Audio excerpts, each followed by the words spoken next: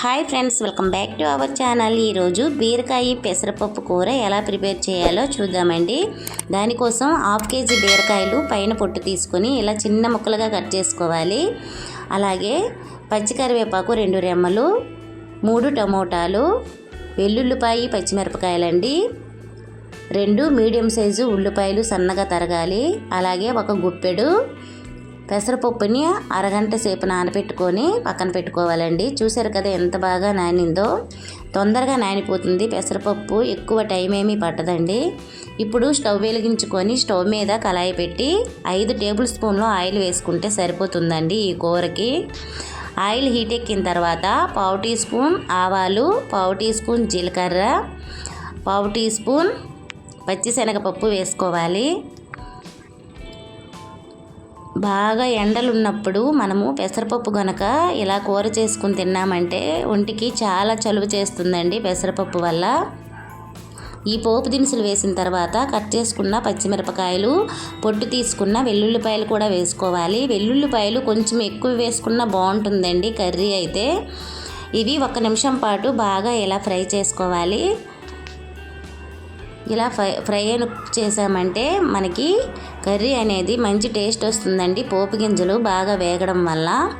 ఇవి వేగిన తర్వాత దీనిలో కరివేపాకు, ఎండుమిరపకాయలు వేసుకోవాలి. 2 ఎండుమిరపకాయలు చిన్న ముక్కలుగా కట్ చేసుకోవాలి. అలాగే కరివేపాకు కూడా వేసుకోవాలండి. ఇప్పుడు ఇవన్నీ ఇలా వేగిన తర్వాత మనం కట్ చేసి పక్కన పెట్టుకున్న ఉల్లిపాయ ముక్కలు కూడా వేసుకొని పచ్చివాసన పోయేంత వరకు వేపుకోవాలి చక్కగా. ఉల్లిపాయలు చక్కగా వేగాలండి, లేకపోతే పచ్చివాసన వేస్తుంది. చూసారు కదా ఇలా చక్కగా ఉల్లిపాయ ముక్కలు వేగిన తర్వాత మనము దీనిలో బీరకాయ ముక్కల్ని వేసేసుకుందామండి. బీరకాయలు చాలా తొందరగా మగ్గిపోతాయి కదా, ఈ ఆయిల్లో బాగా వేపుకోవాలండి. 2-3 నిమిషాల పాటు బీరకాయ ముక్కల్ని ఇలా వేసుకుంటూ కొంచెం పసుపు వేసుకొని 3 నిమిషాలు కనుక మనము మూత పెట్టుకొని ఉంచామంటే చక్కగా మగ్గిపోతాయండి. ఆయిల్లో కనుక ఇలా వేపినట్లయితే కర్రీ అయితే చాలా టేస్ట్ వస్తుందండి. బీరకాయ కూర ఒత్తి బీరకాయ వండుకున్నా మనకి టేస్ట్ ఎంత బాగుంటుంది కదా, వేడి వేడి అన్నంలో కలుపుకొని తింటే. మాంసం కూర కూడా చాలదండి ఈ బీరకాయ కూర దగ్గర, అంత బాగుంటుంది. మనం వండుకుంటాం కదా అప్పుడప్పుడు ఒట్టి బీరకాయ కూర.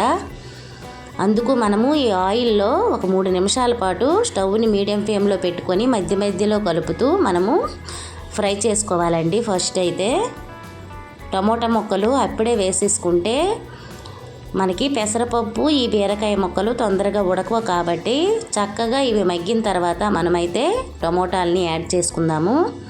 చపాతీ, రోటీ, రైసు దేనిలోకైనా చాలా బాగుంటుందండి. ముద్ద కూరలాగా ఉంటుంది, సూపర్ ఉంటుందండి కర్రీ అయితే.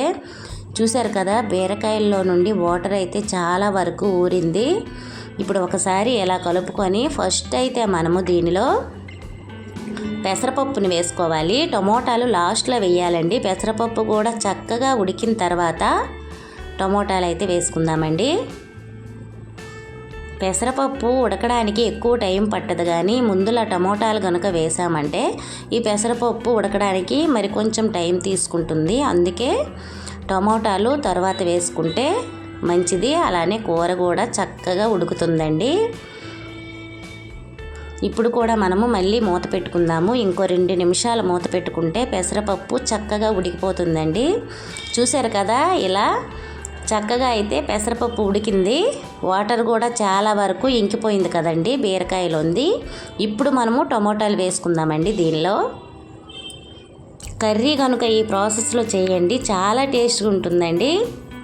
అదేంటో కానండి చక్కగా కూరలు చేసి పెడితే అస్సలు చూస్తున్నారా కానీ లైక్లు అయితే చేయట్లేదండి. ఏదో ఒక వీడియో పెట్టేద్దాంలే అని పెట్టేస్తే దానికే ఎక్కువ వ్యూస్, లైక్లు వస్తాయి. కానీ ఇలా కరెక్ట్గా వంట చేస్తే మట్టుగా లైక్లు, వ్యూస్ రావట్లేదండి. ప్లీజ్ దయచేసి లైక్ చేయండి.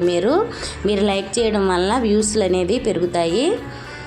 ఇప్పుడు టమోటా ముక్కలు వేసాం కదండి, అవి మగ్గడానికి రుచికి తగినంత సాల్ట్ కూడా వేసుకుందాము. మనం కూరలో అస్సలు సాల్ట్ వేయలేదు కదా, అందుకు ఇప్పుడు మనము సరిపోయినట్టుగా సాల్ట్ అయితే ఇలా వేసుకొని మళ్ళీ ఇంకో 2 నిమిషాలు కనుక మూత పెట్టామంటే చక్కగా అయితే ఈ టమోటాలు అయితే మగ్గిపోతాయండి. ఇక్కడ నేను 2 నిమిషాలు అయితే పెట్టేశాను మూత. తీద్దాం. చూసారు కదా, టమోటాలు కూడా చక్కగా మగ్గాయి. ఇప్పుడు కొద్దిగా ఇలా గరిటతో ఇలా అదుపుకుంటే ఎక్కడైనా ముక్కల్లాగుంటే అవి కూడా నలిగిపోతాయండి.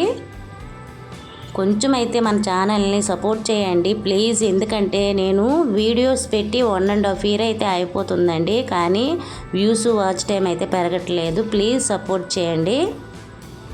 ఇప్పుడు మనం తినేదాన్ని బట్టి అయితే కారం వేసుకోవాలి. ఇక్కడ నేను 1 స్పూను కారం వేసుకున్నాను. అలాగే కొంచెం గరం మసాలా పౌడర్ కూడా వేసుకుంటున్నానండి, 1/2 teaspoon వరకు.